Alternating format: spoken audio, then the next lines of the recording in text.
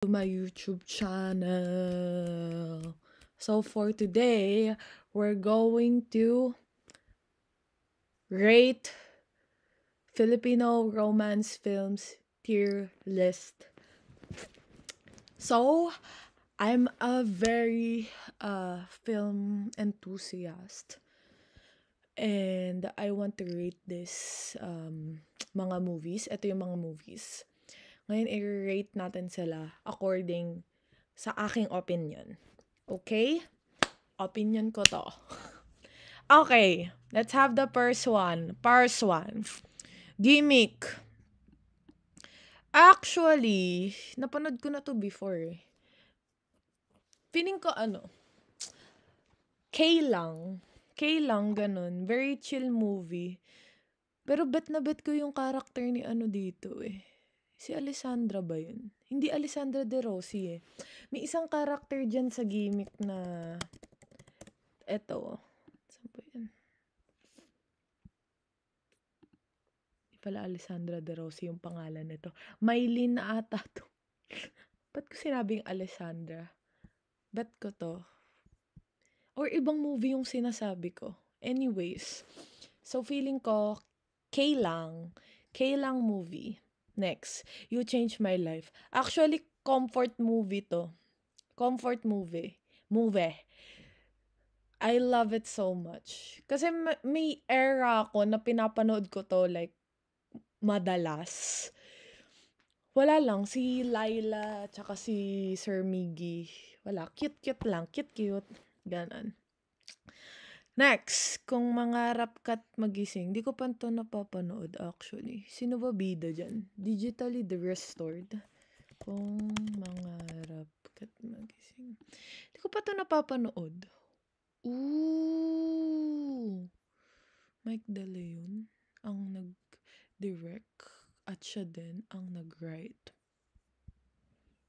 Okay. Mukha namang interesting. Kaya sama rin yan.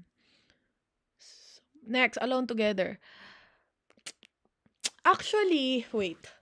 Nagde-debate yung utak ko if God tier, Gagi, or Love It So Much.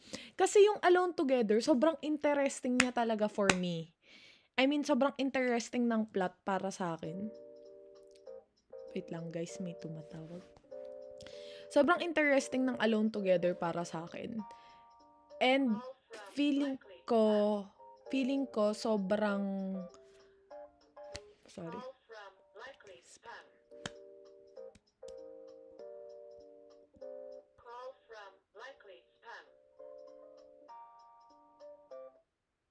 Feeling ko sobrang sorry hindi ko na kasi ika-cut to eh. Diretso upload na to eh. Feeling ko yung Alone Together, alam mo yung ending, yun na yun. Ganun dapat realistically nag-e-end yung mga films. So, kaya para sa akin, sobrang ganda ng film na to. Ang ganda ng dynamics. Pero actually, ang pangit dito is yung cheating, yung toleration, yung pagta-tolerate ng cheating. Well, si Cathy Garcia ba nag-direct? Chas! Okay. God tier sa akin tong Alone Together. Gusto ko talaga to. Bet na bet ko yung plot ng Alone Together, to be honest. Okay, next. Barcelona. Baka mabash ako dito Pero parang okay lang, ganun. Hindi ako masyadong naging fan ng Barcelona, to be honest. Hindi ko siya masyadong bet na bet. So, parang lang, ganun. Pero ang ganda siguro ito lang yung movie ng Katniel na walang cheating or something. Tama ba? Pero nakikita ko yung Crazy Beautiful You eh. Parang okay din siya eh. Okay siya. Wala rin kasing cheating and Emilio dun eh. Itong Barcelona kasi parang alam niyo yung character kasi ni Catherine dito parang nagstay siya sa shadow nung old na girlfriend, which is parang nakakalito. Dun yung umikot yung buong movie. Next one, The Breakup Playlist. Underrated. Wala bang underrated dito? Bawal maglagay ng underrated. Underrated tong The Breakup. playlist. Ano 'to, parang si Sarah nagto-torn siya between sa dreams niya to study and to sing, parang gano'n. Okey lang, okey lang siya. Can't Help Falling in Love. Ang ganda ng mga banat dito dahil kay Joros Gamboa, yung sidekick, pambansang sidekick. Pero actually hindi ako major dun sa plot. Parang interesting na, ikakasal siya tapos kasal na pala siya, yung mga gano'n. Guys, may mga spoiler 'to, Parang kasal na siya pero ikakasal siya, yung sobrang interesting niya pero parang ang pangit ng plot, to be honest. Wag niyo ako i-ju-judge. Kasi parang ang weird, gano'n. Parang it could be better at some point, gano'n. Hindi ko masasabi na sobrang pangit, like parang pangit medyo, palitan natin 'to. Pangit medyo, ayan, pangit medyo. Yun dun ko ilalagay yung Can't Help. Crazy Beautiful You. Eto, being honest, na-bored talaga ako sa film na 'to. Ito yung pinaka-least favorite ko na movie ng Katniel. Um, hmm. Feeling ko okay lang. If you want to watch a feel-good movie, like very chill, eto yun, yung movie na 'to, 'tong Crazy Beautiful You. So, okay lang, gano'n. Next, The Lucky Ones. Ito yung kay Sandara Park, 'di ba? Tama ba? The Lucky Ones. Tsaka kay Hero. Tama ba? Sayang yung love team na 'to be honest. Hero, ay hindi pala Joseph, iba pala si Hero. Ito yung anong movie yun? Yung kay Sandara Park tsaka kay Hero. Yung ang trabaho ni Hero doon, nagta-type siya. Parang taga-type siya. Ito si Hero. Because of You. Ayun, yun yung title. Ay, hindi, ito. Ito yun. Yung Can This Be Love. Ito yun. Bagay sila niyan eh. Itong The Lucky Ones, feel good movie to. Pero para sa akin kung i-rate ko, I love it so much. Inuulit-ulit ko din kasi itong movie na to eh. Kasi siguro available sa YouTube. Pero parang if you want to chill lang, tas nood-nood ka lang, go. Ayan, The Lucky Ones. Next, A Very Special Love. Same lang lahat ng rating ko sa movie ni John Lloyd tsaka ni Sarah. Like, love it so much. Kasi feel good talaga. Ang sarap nila sa mata. Alam mo yun, napanoorin. Excess Baggage. Yung Excess Baggage, pinanood ko lang first half. Hindi ko tinuloy. May mga movies dito na pinanood ko lang first half pero hindi ko talaga tinuloy at all. Hindi dahil sa napangitan ako pero parang meh, gano'n. Okay, gano'n. Parang alam ko na yung mangyayari, ganyan-ganyan. Paano ba yun? Sige siguro sa pangit medyo na lang kasi parang hindi ko feel yung mga movie na 'to na nandito. Okay, Got to Believe. Feeling ko K lang or I Love It So Much. Rico 'yan, tsaka Claudine. Galing kasi nila umarte. So, ito ako. Siguro K lang. K lang. Mas gusto ko yung Got to Believe na isa. I mean, yung nung naging teleserye. Actually, hindi ko sobrang vivid sa memory ko nung movie kung ano ba yung plot. I mean, yung plot, yung nangyari sa buong movie. Tama, yung plot. Hindi ko matandaan na napanood ko to eh. So, sabihin ko na lang, di ko napanood. Itong Hintayin Ka sa Langit, God Tier. I love this movie so much. I love that movie so much, guys. You should watch that. Ayan, hindi ako magsuspoiler. Itong I'm Drunk. Okay, may fun fact ako dito sa I'm Drunk, I Love You. Yung I'm Drunk, I Love You, siguro thrice ko na siya pinanood na nakakatulog ako lagi. Para sa akin, sobrang boring ng film, to be honest. And, tawag dito, napanood ko lang to ng full nung yung mga tropa ko nag-sleep over sa amin sa Philippines. What? Go to meet the... Yes, stay in the call. Sorry, kala ko ano yun. Anyways, na-full ko lang ng watch 'to nung natulog yung mga tropa ko sa bahay namin sa Pinas. Actually, medyo half asleep pa nga na half asleep, natutulog-tulog ako nun. Naboboringan talaga ako sa kanya. Pero nung na-gets ko yung buong pangyayari sa I'm Drunk, I Love You, alam mo yung para siyang film na you need to dig deep dun sa message niya, which is something I really like about this movie. Pero alam nyo, kinalaunan, feeling ko naging overrated na siya kasi ang dami na nakakaalam. Pero, if I will like base it on the plot, I will put it on I Love It So Much. Isa pa with feelings. Para sa akin, K lang. Hindi ko masyadong bet na bet. Pero actually, itong film na to, yung isa pa with feelings, ito yung kay Maine Mendoza, diba? Tsaka kay Carlo Aquino. Guys, sorry pa. Hindi ko makita eh. Yun nga. Ito ba yung pipe siya? Or kalimutan ko eh. Basta ganun. Ito, ito yung madalas nakikita ko sa Twitter na marami talaga nagandahan sa kanya. So, yun yung opinion nila. Sa akin, K lang. If you wanna watch something, ganyan. Etong It Takes a Man and a Woman. Sabi ko, sobrang sucker ako. Sucker! Sobrang gustong-gusto ko yung mga films ni Sarah tsaka ni John Lloyd. Etong movie na to, yung It Takes a Man, God tier to para sa akin. Ang ganda ng pagkakagawa nitong film na to. Tama ba? Oo, ito yung napunta sila sa Canada. Canada ba? US? Basta ganon. Sinundan. Tapos hinanap. Basta ang ganda niya. Ang ganda niya, though. Oo nga, parang gusto ko siya gawin sa I Love It So Much. Ayoko talaga ng cheating na plot eh. May cheating plot ka din kasi, te. So, sorry.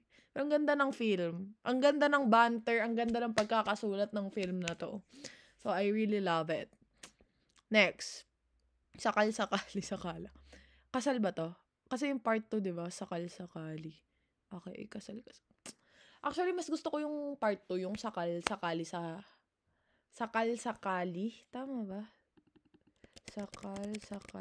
Ayun, sakali saklolo. Mas gusto ko to kaysa dun sa una. So, feeling ko, K lang.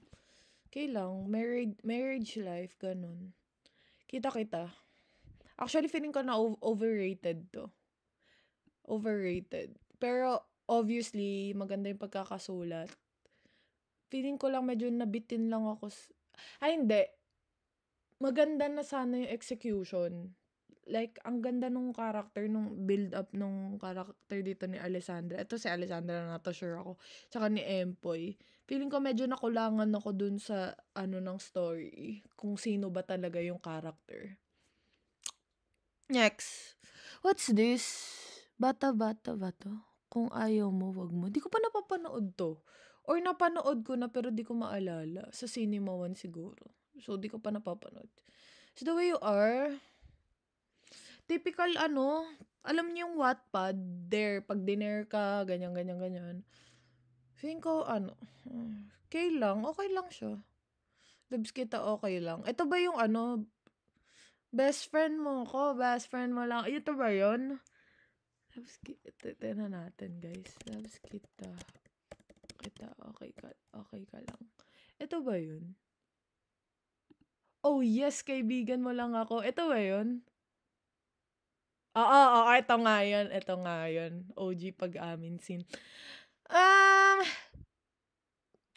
Feeling ko K lang. Okay lang. Okay lang siya. May Amnesia Girl. Pero feeling ko I love this. Yung Amnesia Girl. Feel good din. Tsaka ang ganda nung plot. I like it. Tsaka yung scene dyan, may scene dyan na if I'm not mistaken, yung umuulan. Tapos parang sumilong sila dun sa sa parang kubo. Gustong-gusto ko yung scene na yun dyan sa Amnesia Girl. Next, May Minamahal. I don't really like, hindi ko pa napapanood. Ba't ko sinabi I don't really like? Hindi ko pa napapanood to. My Ex and Twice. Feeling ko I love it. I know. May cheating kasi. Pero kasi yun yung sense ng movie na 'to. Feeling ko mas matatanggap ko like yung kung Alone Together na hindi sila nagkatuluyan. Alam ko nagkatuluyan sila dito, 'di ba? Yung parang aalis na si Enrique tapos hinabol niya. So, I think okey lang. Sayang, manananggal. Hindi ko natapos 'to. Hindi ko rin tinapos 'to. Siguro I will just put it sa ano, 'di ko pa napapanood, Isang Daang Tula. Okay, yung Isang Daang Tula, twice ko ata binalikan 'to sa sinehan. I just love the whole story. Sobrang ganda ng sulat, ng plot, ng execution. Ang galing ni JC dito. So, sige, I love it so much. Dito rin ako na-inspire na magsusulat ng tula, to be honest. Next, sana maulit muli. Ito napanood ko na 'to, eh. Pero di ko matandaan, guys. Hindi ko matandaan. So, di ko pa napapanood na lang siguro. Tsaka ito, hindi ko pa napapanood 'to. Itong Baka Bukas, hindi ko pa rin napapanood 'to. Yung Radio Romance. Sino 'to? Radio Romance? Parang interesting nung poster. Radio Romance. 1996? Oh! I think I've watched this na. Feeling ko napanood ko na 'to. Pero sige, di ko pa napapanood. Ang sayaw ng dalawang kaliwang paa. Uy, parang maganda yun. Ang sayaw ng... Parang indie 'to. Oh, sa BL. Kay Rocco Nacino. Tsaka kay Paulo. Interesting. Mapapanood yun. Ito napanood ko na 'to, yung Kay Tagal Kitang Hinintay. Pero since di siya vivid, I'm sorry, I have to put it sa di ko pa napapanood. Ngayon kaya, ito yung pupunta ng biglaan si Paulo ng Canada. Tama ba? Tapos si Janine gusto magstay sa Pinas. Hindi ako Hindi ako na-bored sa movie na to, pero hindi rin yung, ganon. So, siguro, okay lang. Billy and Emma, God tier. God tier. Sobrang ganda ng movie na to. I will just put it sa Love It So Much. Kasi nung nakikita ko yung dalawang nasa God tier ko, parang I want to put it over there. Pero I like that movie so much. Diary ng Pangit. Sobrang, alam nyo, ever since ginawa to, tsaka yung She's Dating the Gangster, which is nandito din sa baba, parang feeling ko wala nung naging maganda na Wattpad adaptation, to be honest. Feeling ko I will put it sa I Love It So Much. Pati yung She's Dating. Do we have She's Dating here? Ayan. Feeling ko I will put that there. Ayan. I love that, those two films so much. Love You to the Stars and Back. I think I will love this. I mean, I love this so much. I love this also. Actually, iba yung performance ng Joss Lia dito eh. Pero if I will rank it from Love You to the Stars and Back, tapos yung Unhappy for You, I think I like yung Unhappy for You better. Sobrang ganda ng saluhan. Itong Love is Colorblind. Ito ba yung kay Donnie? Tsaka kay Belle? Oo nga. Feel good. Okay lang. Ganun. Okay lang. Okay naman sila. Hindi ko pa napapanood to. Dahil mahal na mahal. Ito! Ay! Meron! Ito yung sinasabi ko, yung kay Hero tsaka kay Sandara Park. I love this movie so much. Maganda yan. I like that. Jologs! God tier to. Ang ganda nito. Movie na to. Ayun! Andito yung sinasabi ko. Sabi na eh. Napagkamalan kong film yun ng... Ito yung sinasabi ko ayun, si Asunta De Rossi. Siya yun. I love her character dito. Sobra. And I like this movie. Yun yung may movie theme song na diba? So I sing this song to all of my age. Ganda niya movie na yun. Elise, I don't like it that much. So pangit medyo. I'm so sorry. Etong The Boy Foretold by the Stars, hindi ko siya tinapos. So, I will just put it sa Hindi ko pa napapanood. I like BL series so much, pero Must Be Love, oh my God. Sobrang OG. Sobrang nostalgic. Isa to sa favorite movie ko talaga ng Katniel. Pero feeling ko I love it so much. Kasi I don't like the fact na inantay ni Daniel na mag-glow up siya para lang makita siya. Alam mo yun? I just don't like that plot. Parang just the way you are.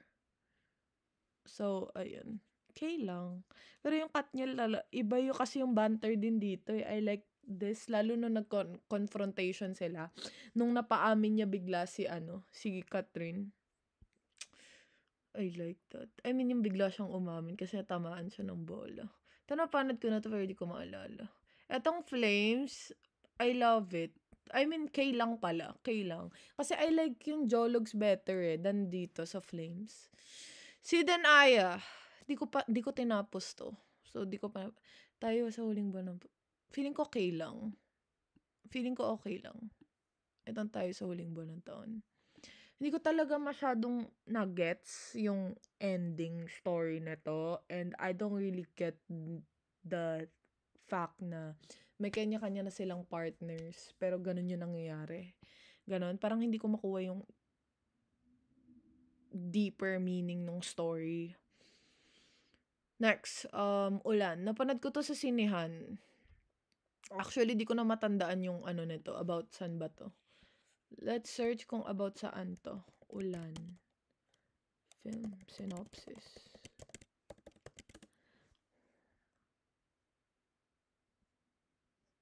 Kalimutan ko na yung story nito, pero alam ko ito yung Mitik Balang eh. Tama ba? Oh, ayan oh.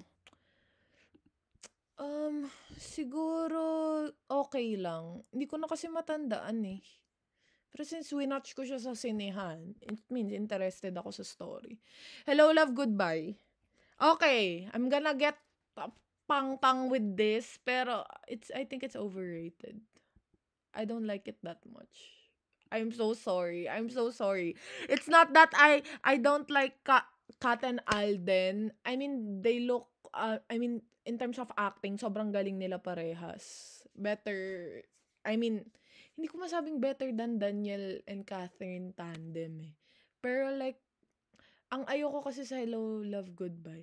Ay! Okay, I will put it sa K lang. Kasi mas gusto ko to kaysa doon sa pangalawa. Yung Hello, Love Again. Tama ba? Actually, mas gusto ko Hello, Love Again. Ang gulo ko, guys. I need to pick one. I think I will just put it sa overrated. Feeling ko kasi yung Hello, Love Again, may cheating din kasi yun eh. Tapos, mas gusto ko yun kasi nag-focus siya sa struggle talaga ng OFW. Which is nandun din, ito din naman. Pero less, okay, I will just put it sa K lang. Okay. Never Not Love You, oh my God. God tier. I like this movie. I think this is the best movie of, Jadine. To be honest. Sobrang realistic ng plot. Ang ganda ng batuhan ng lines. Career versus love, and then they choose themselves, but they still choose each other. Sobrang straight up, realistic decisions. That's why I really like these movies. Next, One More Chance. I like yung Second Chance more. Tama ba? May third chance pa ba? Just second chance. Just for me to be sure. Ayoko mabash. Sino man babash sa akin? Wala naman. Char. Naman nanonood ng vlog ko. Anyways, mas gusto ko yung second chance. So, eto, One More Chance. Dito tayo sa K lang. Ay, hindi. Sige. Love it. I like yung throwing ng lines yan eh. Kung ako na lang sana. Panood ko na to, pero di ko matandaan. So, di ko pa napapanood. That Thing, I love it so much. Alam niyo yung part dito na ay, hindi pala. Oo, tama. Ito yun, di ba? Yung umuwi siya, tas may dala-dalang flowers yung ex niya. Tas binalikan niya pa din. Sobrang tanga. Sorry.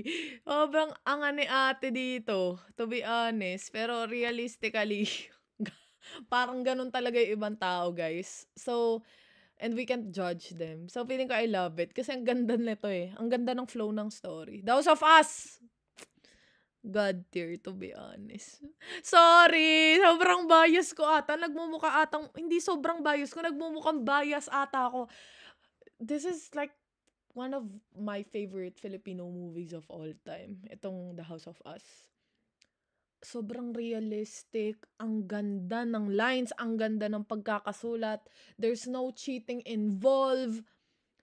Real life. You can actually relate to the characters. You can actually relate to what they're saying. Apakaganda. And the fact na si Catherine yung nagsulat ng lines niya. Wow. With Kat and James, okay lang. But I like this better than dun sa second one. Yung Pat, James, PH Film. I forgot. Ito, yung James, Pat, and Dave. Pat, James, PH Film. I like that one better. I like this one better than that one. Next. I forgot this one. And I forgot this one also. I've watched this na, pero ito, I haven't. Okay, guys. So, that's it. That's my ranking. If you want me to rank yung God tier, siguro I will put first. Actually, tayo itong The House of Us tsaka Alone Together. I really love those two movies. Never Not. Ay, hihintayin siguro or Never Not then last yung Jologs. That's all, guys. Thank you so much for watching. Bye!